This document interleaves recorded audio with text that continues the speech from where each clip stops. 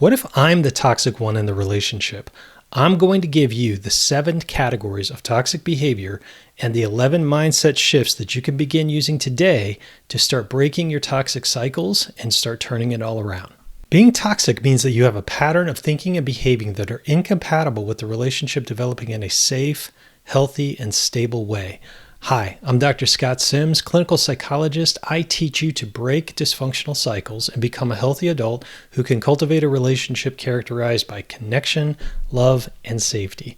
Be sure to smash that subscribe button below and hit the bell to be notified when I post new content every single week. The fact is that any person in any relationship has the potential to become toxic, and toxic behavior can vary from partner to partner and person to person at different times in the relationship.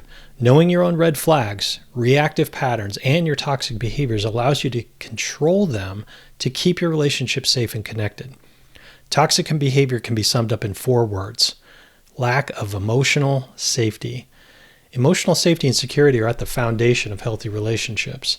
Therefore, the lack of emotional safety and security is what defines toxic or unhealthy relationships. By understanding dysfunctional patterns in your relationship, you can understand healthy patterns and vice versa. But let's go ahead and contrast the two. We'll start with healthy relationships. I define healthy relationships as safe and secure, which means that they're free from fear. Now, what does that mean? It means that both partners can freely share their thoughts, opinions, feelings, dreams, desires, needs in an environment that is accepting, loving, and empathetic. The relationship is a true partnership. The problems are solved together, turning to one another for advice, comfort, support, because both people know that that's what they're going to get from each other. The couple is invested in knowing each other and being a safe person for each other. Boundaries in the relationship are well defined. Both people are committed to protecting the relationship from their own flaws. They're careful not to project their fears onto their partner, and they're careful with other people to keep the guardrails up with others and themselves. In contrast, unhealthy relationships look like the opposite. Fear is at the base of the relationship rather than safety and security. So, both partners have to be careful expressing their thoughts, feelings, dreams, desires, needs, and opinions because the environment is defensive, angry, hurt, accusatory, or blaming. Partners feel like they have to walk on eggshells around each other's moods and attitudes.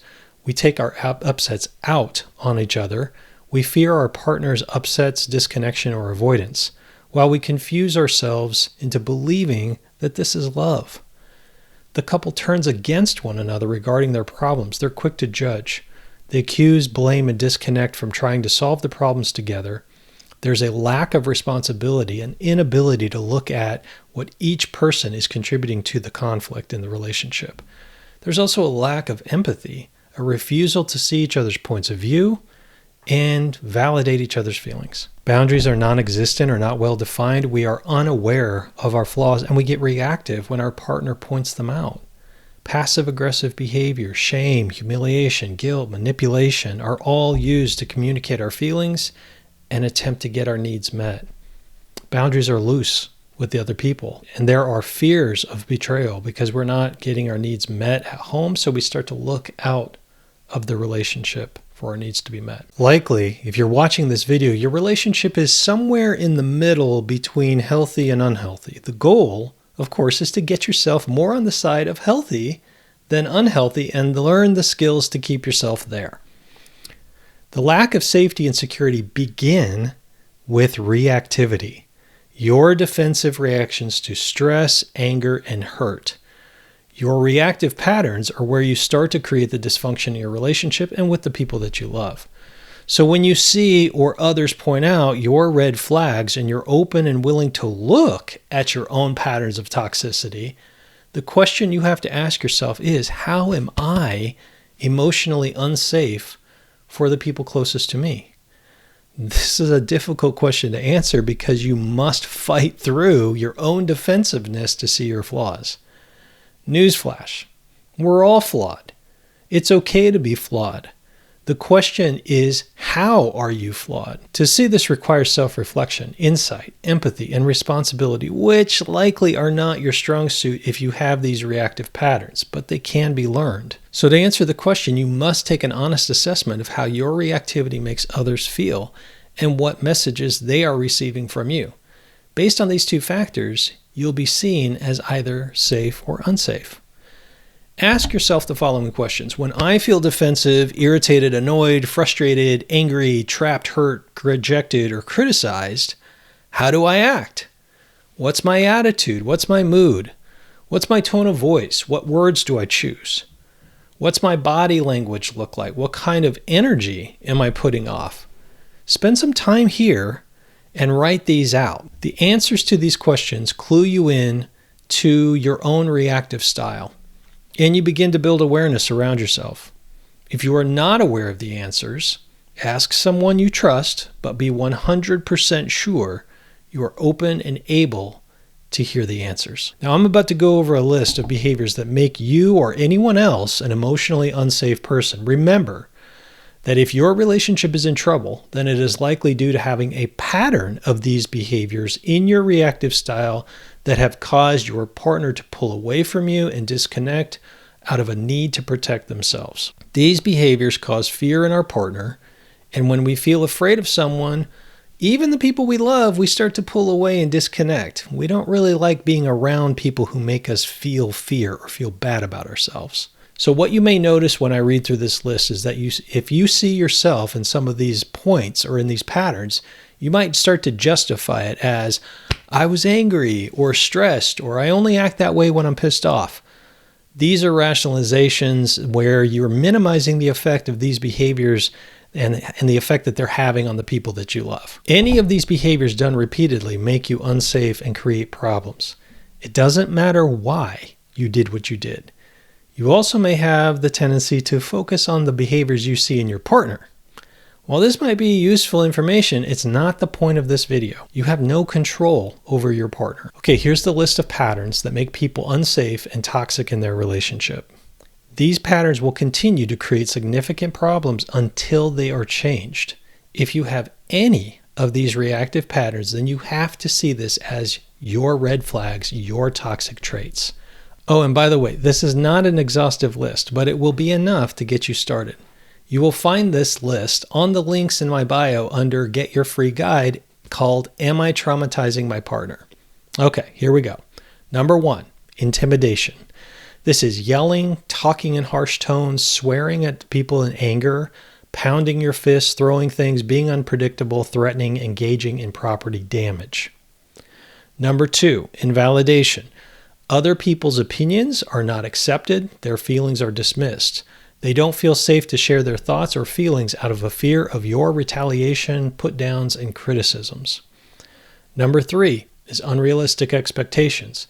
These are unreasonable demands that are never satisfied with anything that is done. Criticism for not completing tasks or finishing them to your standards, blaming others for your upsets, lecturing, giving orders, as if they are your subordinates, and nitpicking. Number 4 is put-downs, making other people feel bad about themselves. You treat others as inferior. You talk in these condescending or parental tones.